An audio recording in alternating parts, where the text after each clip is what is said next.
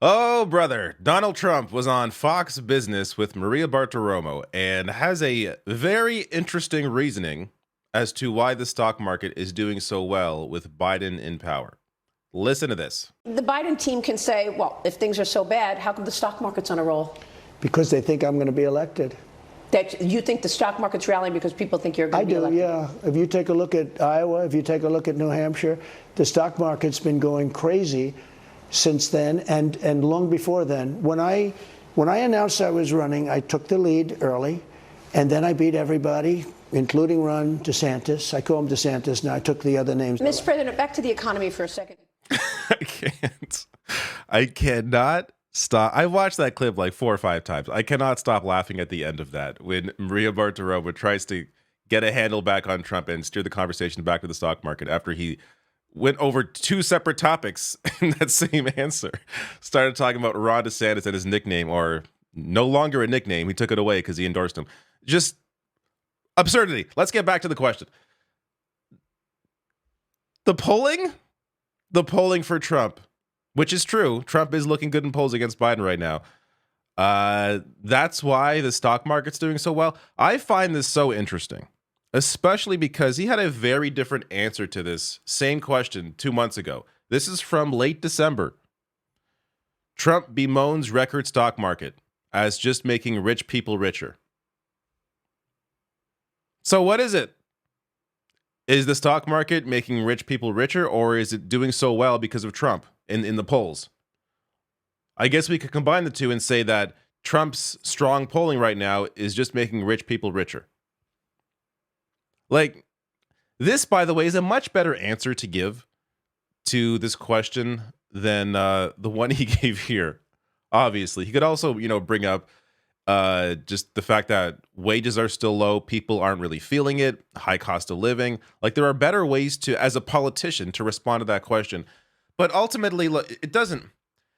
Anyone else saying this would, let's be clear, this is ridiculous, but it's not going to affect him. Anyone else saying it, any other politician saying this, would affect them. But Trump is such a ridiculous character that he could just say the dumbest shit. And this is, by the way, this is not new. He has said this before. Like, this was a few days ago. This is the Trump stock market because my polls against Biden are so good that investors are projecting that I will win and that will drive the market up. Everything else is terrible. Watch the Middle East, and record-setting inflation has already taken its toll. Make America great again. This is the ramblings of an insane person is what this is. And to the credit of the Biden campaign here, they pulled up this clip from, this is back in 2020. Trump in 2020 claiming the stock market will collapse if President Biden wins. If Biden wins, you're going to have a stock market collapse, the likes of which you've never had. You will have a collapse. This is the kind of shit Trump says. And of course, I would love if someone took like a record of all the predictions that Trump made about, either him winning and what would happen, or Biden winning, what would happen, and all those things not happening.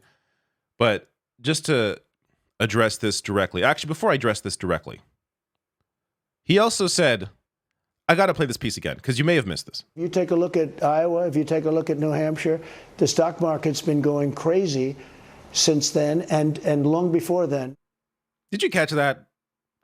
Here he is trying to, support his case by take a look at how well the stock market did since I won Iowa, since I won New Hampshire. Look at how well it's doing. And also, it was doing really well before then, long before then.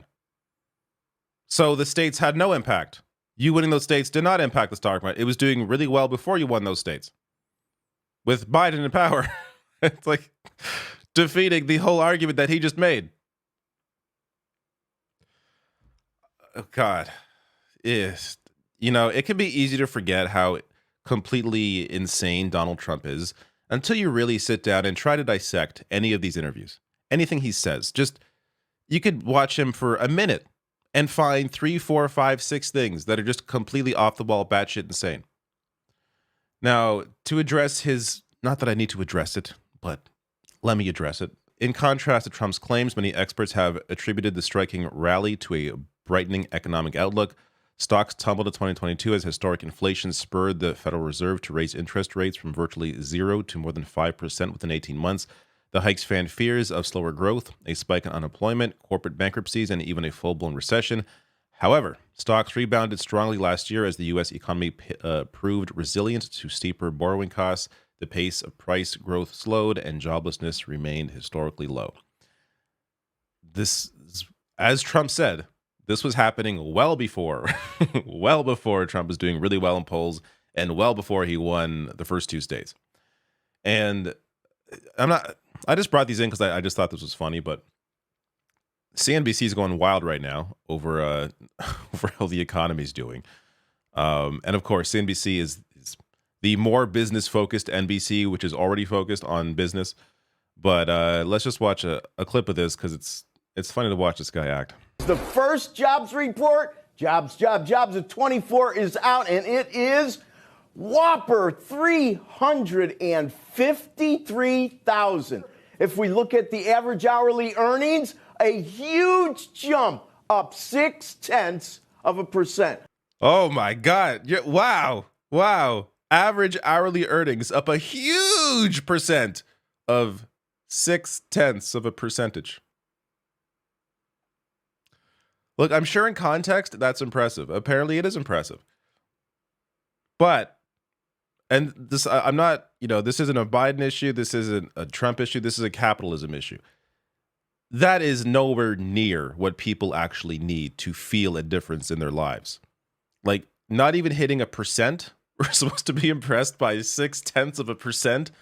God, like, shit is bad when this guy's, creaming his pants over 0.6 of a percentage point in higher wages. God damn. All right, that's it. There's nothing else to really add here. Except for the fact that stock market is not really a great indicator of how people are doing generally. There are some good numbers there in terms of jobs, sure, but how many of those jobs actually pay a living wage? The stuff I've been seeing a lot of layoffs. So how does that offset in terms of the jobs gain? Like, there is just a lot of jobs being created right now are low wage jobs, are contract positions, are not permanent positions. Like, what people actually need are full-time union positions with full benefits. Those are the kinds of jobs that would really help to benefit people in society.